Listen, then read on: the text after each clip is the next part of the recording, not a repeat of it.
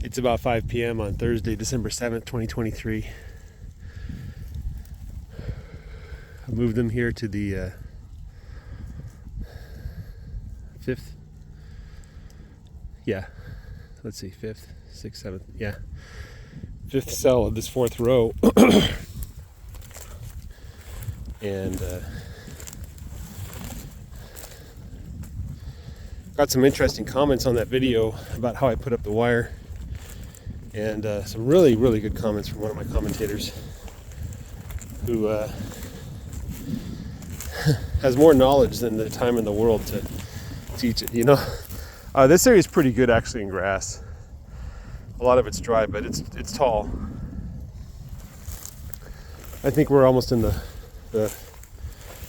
4th section, which would be the easternmost section of the southern half of my field. Did pretty well here. It's just that 5th and 6th sections, the center and the westernmost section, that didn't do so well. BRIX score. So this is something I only discovered recently, and I I want to do some more research on it, but I don't know if it's the highest priority of research, but it is something worth mentioning. So his comment, or her, I don't know if it's a male or female, doesn't matter. The comment was that if you were to move your cows like at noontime, then that's when the BRIX score is highest in the plants. And so what the BRIX score is it's like a measure of the sugar content of the plant, right? And so throughout the day, the plant will generate sugar when the sun's out from carbon dioxide, water, and sunlight. And then as the sun is rising or sun is setting, it's not generating as much.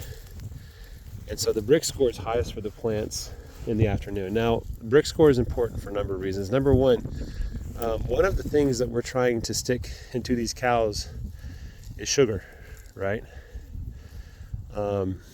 They're not getting a lot of sugar. It's not like they're any candy bars or anything like that. But what little they do get is necessary for everything that goes on inside their bodies. So bumping that score up a tiny bit will help the cows tremendously. The other thing is that the BRIX score being high means that the insects can't eat the plant. And I know a lot of people just like dumbfounded when they say, "Oh, look at this grass, it's nice and tall." I know people are dumbfounded when they hear this for the first time. I was too, but it made a lot of sense. And so I was told that plants have like natural defenses against insects, and some might produce like hairs or wax, or some might produce a poison, right? What I wasn't told is that insects cannot eat sugar. And I've known, when I talked with my mom, we used to can strawberries, or we used to make strawberry jam. And she said that the sugar content of the strawberry jam prevents it from going bad. The bacteria and fungus can't survive on it, even if it's kept at room temperature. And although we do, can it hot and seal it and make like an airtight seal, it's really not that necessary to preserve the jam, at least for, months at a time, right? So I knew that sugar was kind of the enemy of microbiology. I didn't know that insects have a hard time processing it too, to the point where insects know they can't eat sweet food. Their bodies just can't handle it, right? It'll kill them. And so the point is that if your plant has plenty of sugar in it, then the insects can't eat it. And that's one of the defense mechanisms against insects, right?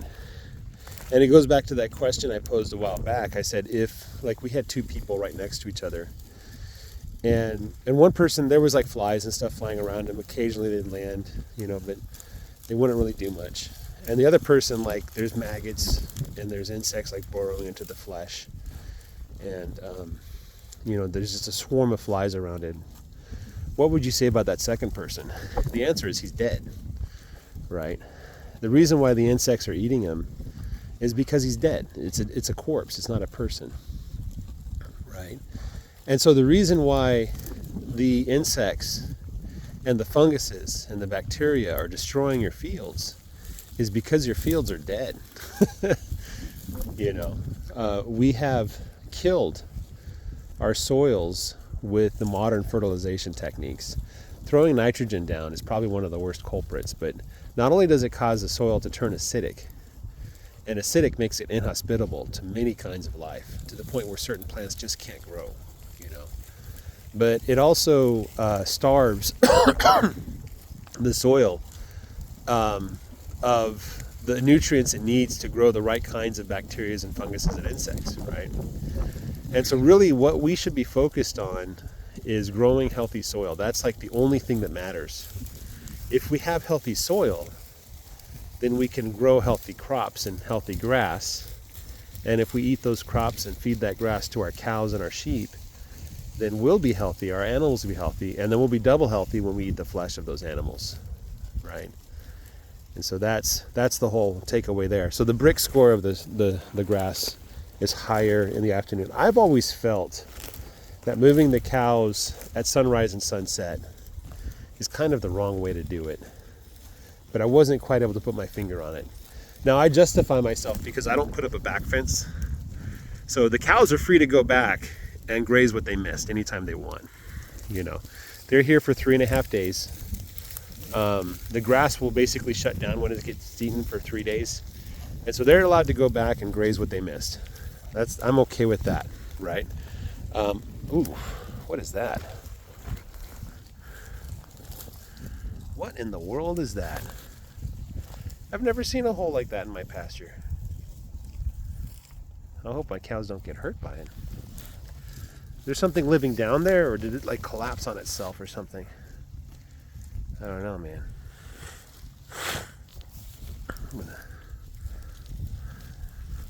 It looks like it goes towards the west there. That is strange. Anyway, it's a big hole. So the point is that when your soil's healthy, your plants are healthy, and any insects in the field are doing their job, which is garbage collection. Like the grasshoppers in my field, they're not attacking the grass that's healthy, they're attacking the grass that's dying, right? They're attacking the grass that's already dead, the dead leaf matter on the ground. One thing that's nice about my pasture that I'm pretty proud of is I can take pretty much any time of year I can take some straw or dead plant matter and spread it on the ground, and I'm fairly confident that after a few weeks when I come back, it'll be all but gone. You'll barely find any trace of it, right? The reason why is because I have that life that allows the soil to consume dead things, right? And put those nutrients back in the soil so that living things can access it. Anyway, that's kind of the point. Okay, a couple comments people made about this cow, 24. So 24 is skinny. I was comparing videos from when I said I'm going to get deworming medicine, and the next day I'm like, she gained some weight. And somebody said, is it water weight? I don't think it's water weight. These cows have always had access to water, except for that one day, like for 6 hours they didn't have access to water, but that's not a big deal for a cow, right? So the reasons why I say her health is improving is I'm looking at the ribs, and that's kind of the first one to start to fill in. Once the ribs start filling in, the rest is going to follow. And so at the earlier videos, you can clearly see the ribs, but now you can't, right? The ribs you can't really tell, is it just like folds of fur or is it ribs, right? I kind of have a feeling that there are ribs there somewhere, but the lower half, you can't tell where the ribs are, right? The next sign that she's starting to fill in, I think, is that the ridge on the back will start to disappear.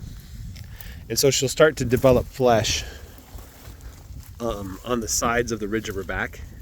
And so that ridge on her back will start to disappear, right? And then you'll see her tail fill in. You'll see that hip bone start to disappear, right? Let's go to a fat cow here to compare. Is number 20. She used to be just as skinny as 24 back in February. So this is 1 year of good eating for 20. And so starting with the ribs, like you don't even know where the ribs are. And then the ridge on the back is gone. It's flat, left and right, it's flat, right? The tail, there's folds of fat at the tail, base of the tail, and the hip bone is barely visible. It's just like a round bump, right? So 20 is a good, healthy cow. And pretty much all of my cows are like that. The only ones that are in between here's yellow. I think yellow, I was looking at some old records, I think yellow is the mother of 413, okay? So my longhorns, they tend to be a little skinnier. I don't know exactly why that is. I think they just eat less. You know, they generally tend to be skinnier. But let's look at her, right? So compare her to 20. And you can't see the ribs. The ridge is almost gone. Just over the shoulders, you can see the ribs a little bit. The ridge. Her tail's filled in, and her hip bone is starting to stick out, right? So she's a little bit skinnier than 20 is. Okay? In my book, she's healthy. If my cows looked like this all year long, I'd be happy. If they came out of winter into spring looking like this, I'd be jumping for joy, right? This would be fantastic. I expect her to look more like 24 when we come out of winter, okay? Because winter is not a time to put on weight, it's a time to survive. There's just not a lot to eat out here. And whatever I give them, that's just money flying out of my wallet, right? This calf is really good. Really good. The hip bone's almost gone. Red's a little better than yellow. I don't know if Red is a crossbreed with the Hereford or something, or what the story here is, but she just puts on weight a little better than the other Longhorns. So she's a good condition. Blue is kind of the same as Red, but closer to yellow a little bit. Okay. All right, let's find a cow that's kind of skinny-ish. And it's really hard for me, like all my cows are fat except for 24, right? Let's see if I can find one that's kind of in between. Here, Brownie. Brownie's a good example, I think.